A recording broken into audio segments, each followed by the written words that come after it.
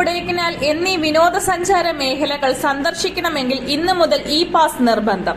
വിനോദസഞ്ചാരികളുടെ വരവ് നിയന്ത്രിക്കുന്നതിനും നീലഗിരിയുടെ ആവാസ വ്യവസ്ഥയെ സംരക്ഷിക്കുന്നതിനുമായി മദ്രാസ് ഹൈക്കോടതിയാണ് ഇ പാസ് നിർബന്ധമാക്കിയിരിക്കുന്നത്. മെയ് 7 മുതൽ ജൂൺ 30 വരെയാണ് കാലയളവ്. ജസ്റ്റിസുമാരായ ഡി ഭരത ചക്രവർത്തി, എൻ സതീഷ് കുമാർ എന്നിവരടങ്ങിയ പ്രത്യേക ഡിവിഷൻ ബെഞ്ചാണ് ഇ പാസ് അവതരിപ്പിച്ചത്. ടൂറിസ്റ്റ് വാഹനങ്ങൾക്കും വാണിജ്യ വാഹനങ്ങൾക്കും ഇ പാസ് വേണം. epass.tnega.org എന്ന വെബ്സൈറ്റ് വഴി ഇ പാസിന് രജിസ്റ്റർ ചെയ്യാം.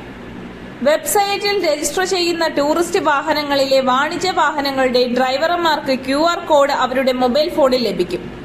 QR കോഡ് സ്കാൻ ചെയ്ത ശേഷം മാത്രമേ കടത്തിവിടുകയുള്ളൂ. അപേക്ഷിക്കുന്നവർ പേരും മേൽവിലാസവും ഫോൺ നമ്പരും നൽകണം.